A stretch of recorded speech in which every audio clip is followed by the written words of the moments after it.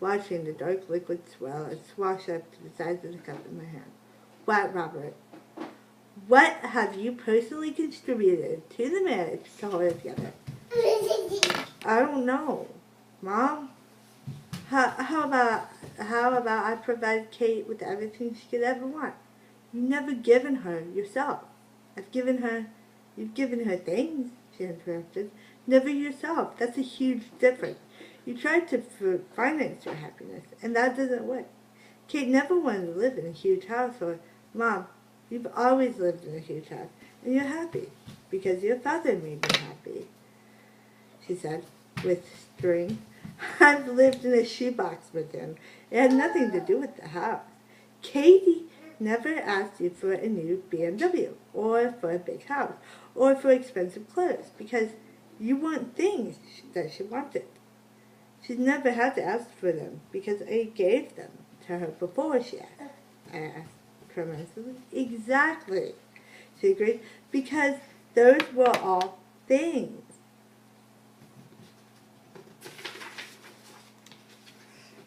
You wanted her to have. Giving Kate things was so much easier for you than ever giving 1 minute of yourself. Piling stuff in front of her and the kids was a great way to block them from you. Women don't want stuff, Robert. They want your attention. Kids don't want things. They want to play with so many toys at one time.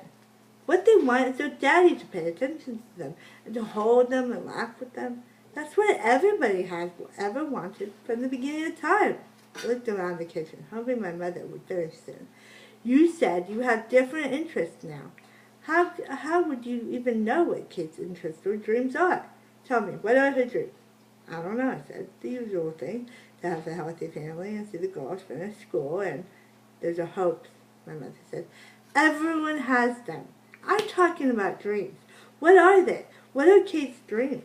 She waited. I didn't answer because I couldn't.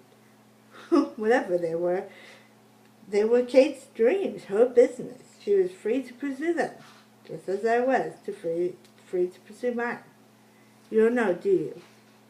You're never there long enough to ask her. Maybe it's your interest that have changed, she said slowly. Maybe other women are a little more interesting these days. I rolled my eyes and frowned. There is no other woman, Mother. There never has been.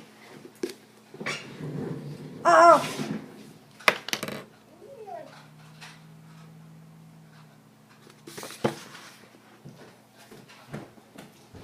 No. Pick them up. You can put them on. Pick them up. Put them in the thing. Put them in the thing. The paper clip. Yeah. Put them out. You can't reach it.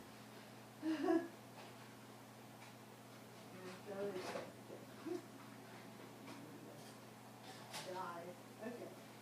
There you go. Anything else? Okay, sorry about that.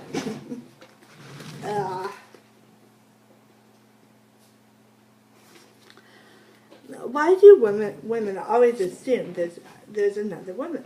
Maybe because a wife figures that you're not seeking attention from her. Then you must naturally be looking for somewhere else. This was really an area I did not want to talk about with my mother. Mom, believe me on this. There has never been another woman. Never. Oh, how I wish she would release me from the conversation. Even if I wanted to, which I don't. I'm too busy to even think about taking on another woman in my life. You're right, she said, nodding her head. I apologize. I should have just have put a little more thought into that. You're way too busy to have a mistress when work is your mistress. I buried my face in my hand. You're making my head hurt, Mother. She ignored me and forged ahead. Sexual conquests make some men feel more powerful, she said, as if reading from the ladies' home journal. Mother, can we please stop talking about this? I begged. But your consequences aren't made in bed. Oh, no.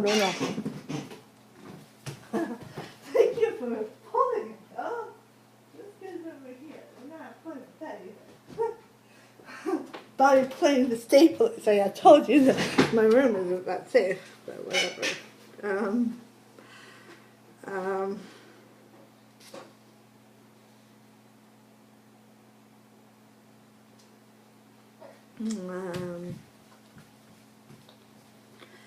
um, but you're a conquest, so I'm laying in bed.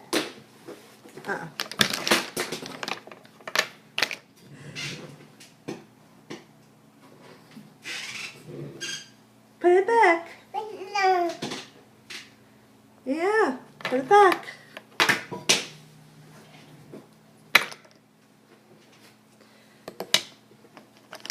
You want a different color? Pink? Blue? You want blue? You can't carry them all. I put my head down on the table. Your conquests are at work. You are only as good as your last victory. But the little victories at home never count. The first steps, the crayon drawings on the refrigerator door. So the first visit from the tooth fairy, none of that matters to you.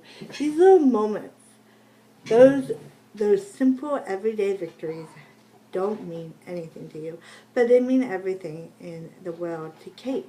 I buried my head into my arms, bringing my hands over the top of my head. Despite my attempts to quiet my mother, she continued anyway. Those everyday successes are never enough for you. It's the wins at work that make you feel like a man, not the little girls who wrap their arms around your legs and call you daddy. It's the high at work that charges your batteries, not the power you have in helping mold and shape another person's life.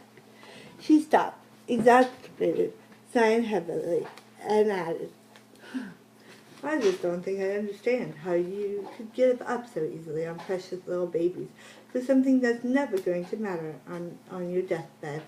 I looked at my watch. It felt like as if her verbal lashing had gone on for hours. I thought that I was giving up easily was preposterous. I was merely trying to be realistic. Are you in a hurry? She lovely snipped. No, Mother, I was just checking to see if you beat the record for talking the longest without taking a breath. She laughed and poured me another cup of coffee, slicing off another piece of German chocolate cake. Whoa.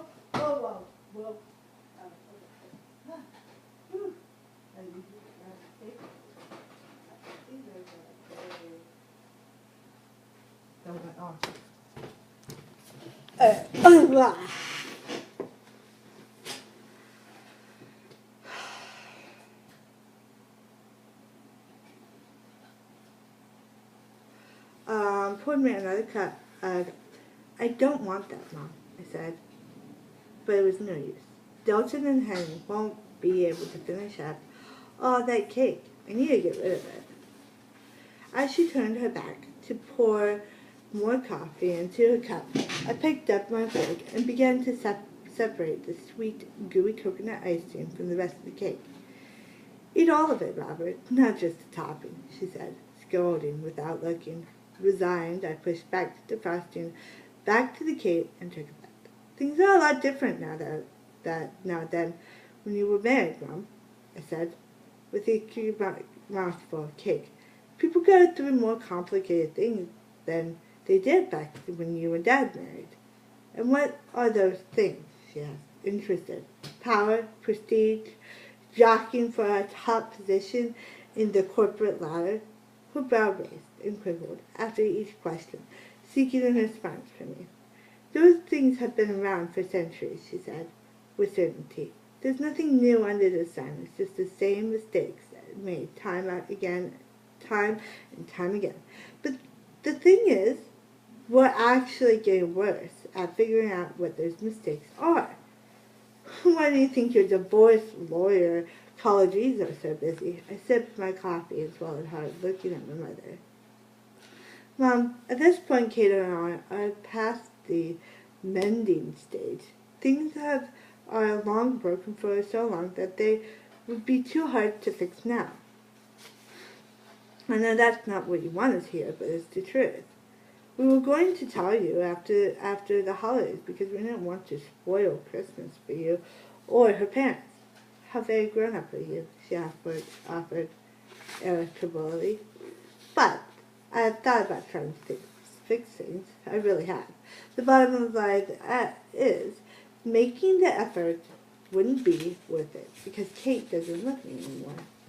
Somehow, this was hurt more than I expected. I'm sorry, Mom.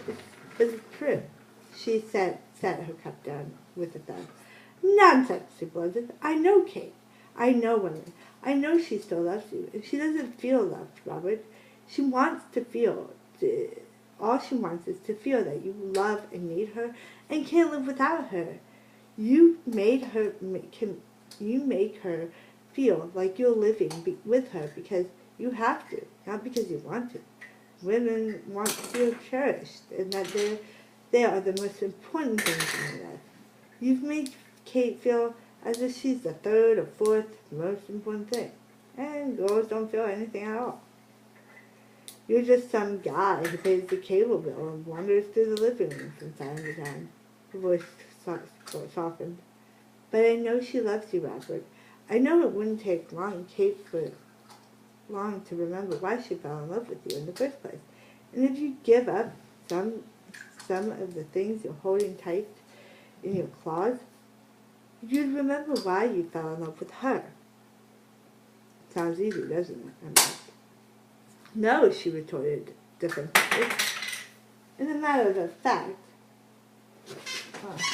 no one is going to either. No.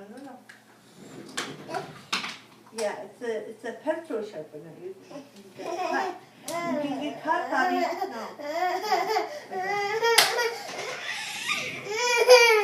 You want to play with Rudolph? Here you go. Rudolph.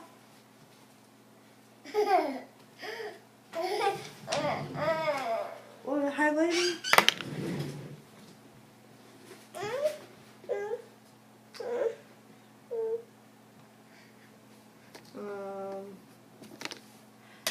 It doesn't sound easy. That's why the divorce is skyrocketing. Because it's much easier than actually working at the marriage. There isn't a book anywhere that says marriage is easy. Her eyes blasted. Never in the history of marriage ceremony has every minister ever said, you may kiss the bride and be on your way to an easy life. Whoever said life's a breeze should be smacked. That person didn't have a clue. Life isn't easy. Just when you're close to having figured it out, they haul you away in a hearse. I leaned back in the chair, interlocking my fingers on the top of my head. Things sure stop. What the hell are you doing? No. I don't want to use this feature.